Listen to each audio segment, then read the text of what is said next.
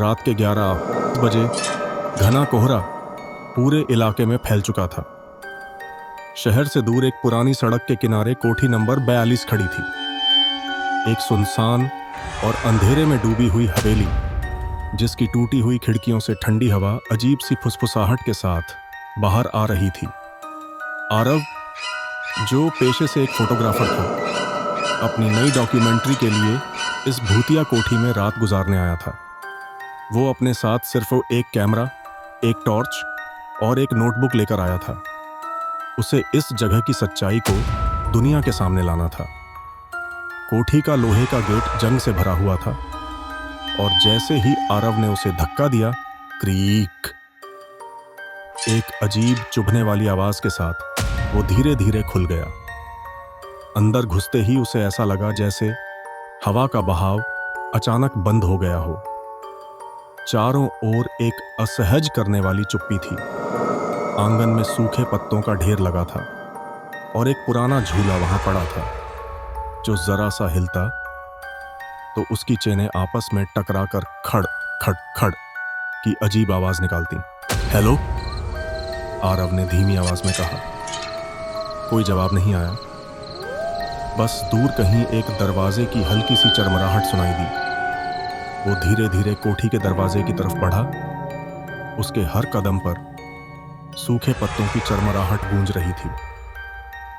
दरवाजा अधखुला था। उसने जैसे ही उसे और खोला, अंदर घुप अंधेरा था। उसने अपनी टॉर्च ऑन की और सामने एक बड़ा हॉल था, जिसमें एक पुराना झूमर टेढ़ा होकर लटक रहा था। दीवारों पर फटी हुई पेंटिंग्स थीं, जिनमें इंसानों के चेहरे ऐसे दिख रहे थे मानो कोई उन्हें जिंदा निकल गया हो। अचानक पीछे से एक हल्की सरसराहट की आवाज आई। आरव ने पलटकर देखा। कोई नहीं था। उसका गला सूखने लगा। वो धीरे धीरे आगे बढ़ा और जैसे ही उसने टॉर्च सीढ़ियों पर डाली, उसे एक पैर नजर आया। आरव का दिल जोर जोर से धड़कने लगा। उसने टॉर्च की रोशनी उस पैर पर फोकस की। वो सूजा हुआ, कटा फटा और नीला पड़ा हुआ पैर था, जो आधा सीढ़ियों से बाहर निकला हुआ था। उसने झट से कैमरा ऑन किया और रिकॉर्डिंग शुरू कर दी। शायद कोई बेघर आदमी यहां सो रहा होगा, उसने खुद को समझाने की कोशिश की। हेलो, कोई है? कोई जवाब नहीं आया। आरव ने धीरे धीरे सीढ़ियों पर चढ़ना शुरू किया। जैसे ही वो पास पहुंचा, उसने टॉर्च का एंगल बदला और उस पैर के मालिक को देखने की कोशिश की, लेकिन वहां कोई नहीं था। पैर तो वहीं था, लेकिन ऊपर कोई शरीर ही नहीं था। आरव का शरीर पसीने से भीग गया। उसने झट से नीचे देखा, लेकिन वहां अब वो पैर भी गायब हो चुका था। ये क्या था? मेरी आंखों का धोखा या कुछ और? वो उलझन में था, लेकिन अब उसके अंदर का खोजी दिमाग और तेजी से काम करने लगा।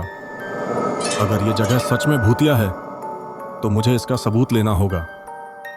वो पूरी हिम्मत जुटाकर ऊपर के कमरे की तरफ बढ़ा। सीढ़ियों के ऊपर एक लकड़ी का पुराना दरवाजा था, जो आधा टूटा हुआ था। हवा के हल्के झोंके से ही वो धीरे धीरे कर कर की आवाज करता हिल रहा था। आरव ने धड़कते दिल से दरवाजे को हाथ लगाया और धीरे से धक्का दिया। दरवाजा खुलते ही एक तीखी बदबू आई, मानो पुराने सड़े हुए फूलों और गीली लकड़ियों की मिली जुली गंध हो। कमरे के अंदर एक पुराना लकड़ी का झूला पड़ा था, जो हल्के हल्के खुद ब खुद हिल रहा था। आरव ने अपने कैमरे की लाइट उस झूले पर डाली। वहां एक पुरानी जली हुई गुड़िया बैठी थी। उसकी एक आंख पिघलकर बह चुकी थी और दूसरी आंख सीधे आरव की तरफ घूर रही थी। तभी अचानक झूले की गति तेज होने लगी।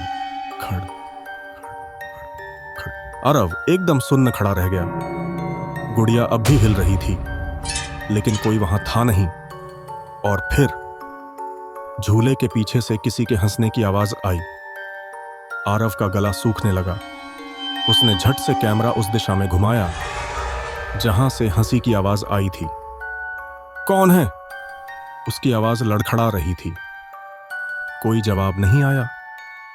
बस झूले की चरमराहट कमरे में गूंज रही थी। आरव ने हिम्मत करके टॉर्च उस कोने में डाली। कुछ नहीं था, बस एक पुरानी अलमारी। लेकिन तभी उसने नोटिस किया, दीवार पर उसकी परछाई के अलावा एक और परछाई थी। परछाई जो हिल नहीं रही थी। ये मेरी परछाई नहीं हो सकती, उसने धीरे से सोचा। उसके हाथ पैर बर्फ की तरह ठंडे हो चुके थे। आरव ने कैमरे की स्क्रीन पर ध्यान दिया। कैमरे में वो दूसरी परछाई दिख ही नहीं रही थी। अगर वो मेरी परछाई होती तो कैमरे में भी दिखती। तभी झूले की आवाज अचानक बंद हो गई। कमरे में सन्नाटा छा गया और फिर अचानक अलमारी का दरवाजा तेजी से धड़ाम से खुला और अंदर से एक सड़ा गला हाथ बाहर आया। आरव जोर से पीछे हट गया। उसके हाथ से कैमरा गिर गया और जमीन पर पटकते ही उसकी स्क्रीन पर अचानक कुछ झलकने लगा। वो झुका और स्क्रीन को गौर से देखने लगा। स्क्रीन पर एक चेहरा था, एक बदसूरत, जली हुई और खून से सनी हुई बच्ची का चेहरा, जिसकी आंखें सीधी कैमरे में घूर रही थीं। और फिर, भैया यहां क्या कर रहे हो? आरव का कलेजा मुंह को आ गया। उसके पीछे से एक छोटी बच्ची की आवाज आई थी। आरव की रूह कांप गई। उसने तेजी से घूमकर देखा। दरवाजे के पास एक 7-8 साल की छोटी बच्ची खड़ी थी। उसके लंबे बाल बिखरे हुए थे, आंखें बड़ी बड़ी और काली थीं। उसने एक पुरानी सफेद फ्रॉक पहनी थी जो मिट्टी और खून के धब्बों से भरी हुई थी।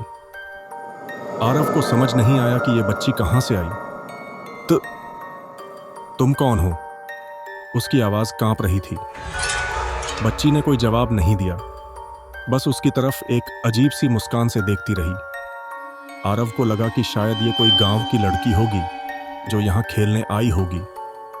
बेटा, यह जगह खतरनाक है, तुम्हें यहां नहीं होना चाहिए, उसने धीरे से कहा। बच्ची ने सिर झुका लिया और बोली, भैया, मैं तो यहीं रहती हूं, हमेशा से। आरव का शरीर सुन्न पड़ गया। हमेशा से? इसका मतलब ये बच्ची, वो अब पूरी तरह डर चुका था। लेकिन फिर भी उसने खुद को संभाला और कैमरा ऑन किया। अच्छा, तो तुम्हारा नाम क्या है? उसने थोड़ा साहस दिखाते हुए पूछा। बच्ची ने धीरे से सिर उठाया और कहा, मेरा नाम परी है। अचानक कमरे की बत्तियां तेजी से झपकने लगीं। आरव ने झट से कैमरा परी की तरफ घुमाया, लेकिन वहां कोई नहीं था। बच्ची गायब हो चुकी थी। अब आरव पूरी तरह घबरा गया था। उसने नीचे देखा। फर्श पर गीली मिट्टी के छोटे छोटे पैरों के निशान थे जो धीरे धीरे मिट रहे थे। उसका सिर चकराने लगा।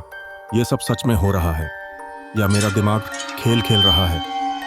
तभी अचानक उसके कैमरे की स्क्रीन ब्लैक हो गई और उसमें सिर्फ एक ही शब्द चमकने लगा, भागो!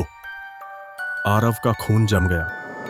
उसे इस जगह को छोड़ना होगा, अभी और इसी वक्त। आरव की सांसें तेज हो गईं। उसके हाथ पैर कांप रहे थे। यह सब सच में हो रहा है या मेरा दिमाग खेल खेल रहा है? लेकिन कैमरे की स्क्रीन पर चमकता भागो उसे साफ इशारा दे रहा था कि अब उससे यहां से निकल जाना चाहिए। उसने झटपट अपना बैग उठाया और दौड़कर कमरे के दरवाजे की तरफ बढ़ा। लेकिन जैसे ही उसने दरवाजा खोला, सामने वही बच्ची खड़ी थी। लेकिन इस बार वो वैसी नहीं थी जैसे पहले दिखी थी। उसकी आंखें पूरी काली हो चुकी थीं। उसके चेहरे पर गहरी दरारें थीं जिनसे काला खून रिस रहा था। उसका मुंह अजीब तरह से खुला हुआ था, जैसे किसी ने उसे जबरदस्ती फाड़ दिया हो। अब तुम नहीं जा सकते। उसकी आवाज अचानक गूंज उठी, लेकिन इस बार उसकी आवाज छोटी बच्ची जैसी नहीं थी, बल्कि किसी बूढ़ी औरत की भारी, डरावनी आवाज थी। आरव पीछे हट गया। कमरे में अचानक चारों तरफ खून की बूंदें गिरने लगीं। दीवारों पर अजीब-ओ-गरीब हाथों के निशान उभर आए। छत पर लगे पंखे से कोई लटक रहा था, लेकिन वो कोई इंसान नहीं था। तुम यहां से जिंदा नहीं जा सकते। बच्ची धीरे धीरे हवा में ऊपर उठने लगी। आरव की टांगें जवाब दे चुकी थीं। उसे कुछ समझ नहीं आ रहा था कि क्या करे। फिर अचानक कैमरे की स्क्रीन पर फिर से कुछ लिखा दिखा। भागो, दरवाजा खुला है, मत रुको। आरव को जैसे ही ये दिखा, वो पूरी ताकत लगाकर दरवाजे की तरफ भागा। बच्ची ने चीखते हुए हाथ उसकी तरफ बढ़ाए, लेकिन जैसे ही आरव दरवाजे के बाहर निकला, धड़ाम! पूरा कमरा हिलने लगा। आरव सीढ़ियों से गिरता पड़ता बाहर भागा। जैसे ही उसने कोठी से बाहर कदम रखा, अचानक सब कुछ शांत हो गया। कोठी अब वैसी ही दिख रही थी जैसी पहले थी, पुरानी, वीरान और खामोश। आरव ने धीरे धीरे पीछे मुड़कर देखा। कोठी के छोटे से खिड़की के शीशे में कोई खड़ा था। वही बच्ची जो अब सिर्फ एक परछाई बन चुकी थी।